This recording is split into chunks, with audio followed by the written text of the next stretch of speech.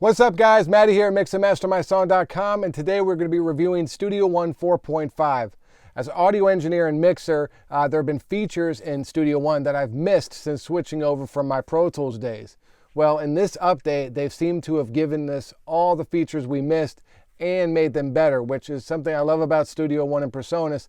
They always take a feature you miss and make it way better. So I'm really excited to be using this and show you guys today. But before we get started, make sure to like and subscribe so you don't miss any of my new videos. Let's go.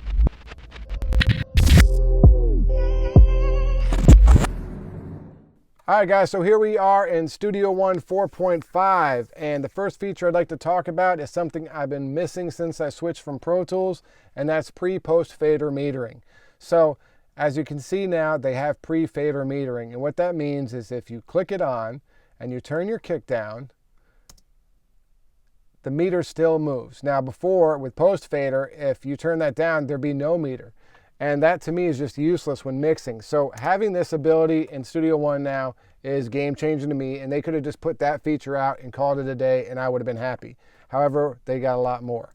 Another feature when it comes to meters is you can pick between peak and peak RMS, which is another cool thing. I've never really mixed with peak RMS, usually stick to peak, but it's cool to have that ability if you need it.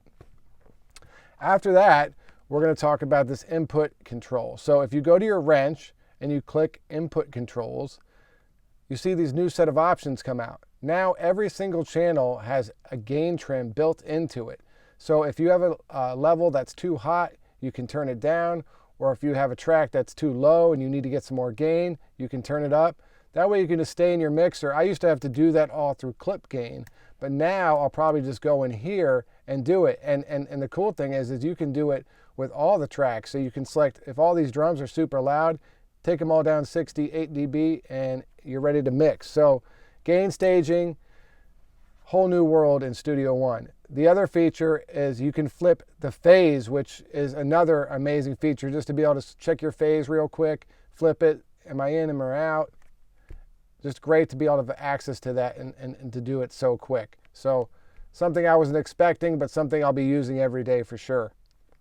Next is a whole new grouping features.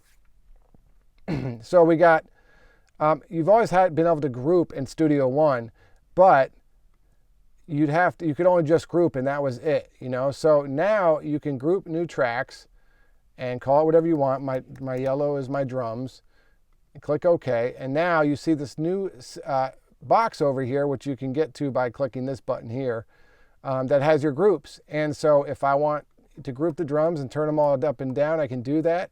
And then if I want to stop doing that, you can click the little circle and then turn your kick up and then click it back and then turn everything down again. So that's great just right there, but it gets deeper. You can control click here and now pick what you want to be grouped. So you can group inserts, which is pretty cool in itself, but if you don't want your inserts or sends to be grouped and you don't want your record monitor to group, then you can turn all that off. Or turn panner on or off, and then that way you can still do this, but if you want to pan this, it doesn't affect the other ones. Or vice versa, if you wanted to have all the pans together, you could do that like that. So the ability to pick what you want to group is great. That's just like the way Pro Tools used to be. Except they did it better by adding the inserts and one more thing. When you go to your edit window, and you select this track, it selects all of them, so you can do group edits here. Now that's all fine and good, but say if you want to just do this one and not the rest, but you still want to keep everything else grouped. Not a problem. Just go to your groups, click edit, deselect edit, and now when we go over here, I can just edit my kick drum, but still leave all these remaining the same, but we still have our global controls of volume or whatever else you want setting. So that's a feature, and just like always, Studio One will take a feature from Pro Tools and make it 10 times better, and that's what they did with the group. The next big change is the new sidechain implementation. So it used to be if you wanted a sidechain, you'd have to set up your compressor. Say we want to sidechain the kick and the bass. We'd set up a compressor here, and then we'd have to go and create a send over here and go down to sidechain. And then find the bass. You know, it was a little bit of a lot of steps to get there. It still was a great process, but they've made it even better. So now you just go to the channel and say the bass, we want the kick to sidechain to the bass. So we put our compressor on the bass, and then you just go up and click sidechain on and hit this little arrow button. What it does is it brings up the tracks. So you can pick sidechain the kick, but you can also pick the sidechain to clip, have the kick, clap, and hi-hat sidechain to that. So now you have all these options here, and you just did it right from the plugin. So we do that, and then if you want pre-post fader, you just switch it over here, and now all these will affect the compressor over here. So being able to sidechain that fast is amazing. If you want to do it with like your vocal track to all the music, so the music pumps a little bit whenever the vocal comes in, you can do it just so fast and easy that it might be something you might do even more just because it's so quick to do it. So really, really cool feature of how to sidechain just super fast. I love that feature. Another smaller one is the way they've done the new plugin option. So you just hit plus and it's already right there waiting for you to type. Now before you had to hit plus and then go to type. And now I know this all seems small, but when you're picking plugins all day, this feature is huge. And the other thing they did, and these are all small details, but sometimes when you type something, after a second or so, it would stop blinking here. And then if you hit like S or something, it would solo the track you were on. So in other words, it would go back to the edit window.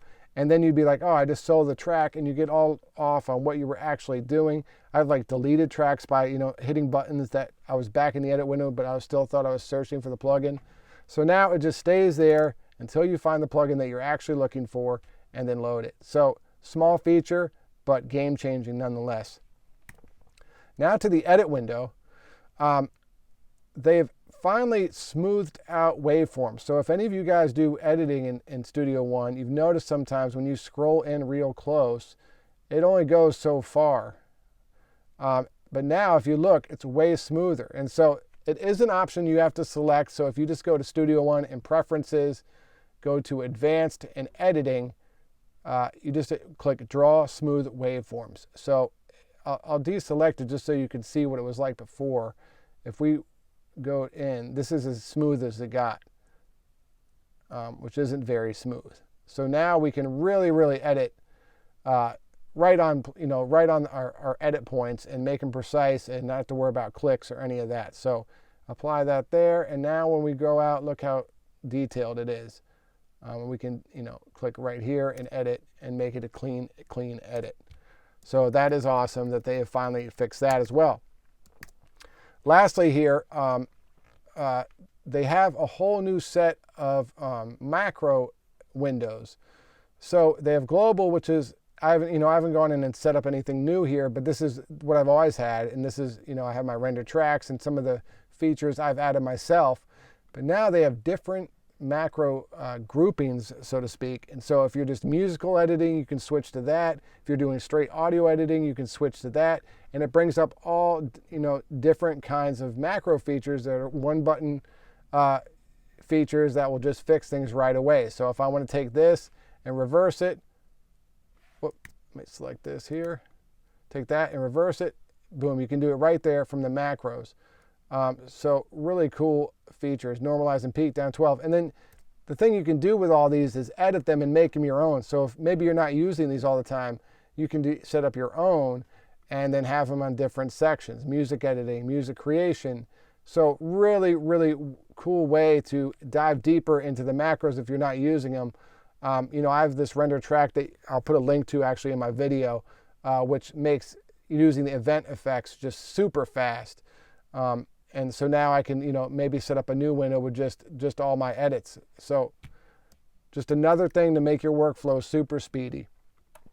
And lastly is they have some new bounce options. So if you go to bounce your song, you have your normal WAV file, but you can also now have MP3 file, which you've always had, but you can select your bitrate, which is great. I always do 320, it sounds the best, and you can pick variable or a constant. I tend to use constant, but it's cool to have that option. And you can now export and import M4A files, which before you couldn't import M4A files. So if people would send you some songs references to mix, I'd have to convert them to MP3 and then import them. Now you can. And you can also export ALAC, which is like high resolution Apple audio, lawless audio, but a smaller file. So you can do all that with exports now. So those are just a host of the features that I found super useful and that I'll be using every day. If you're looking for some of the more MIDI things and music creation producer things, I'm sure there's a ton of videos out there, but this is more tailored to guys mixing or just doing audio engineering.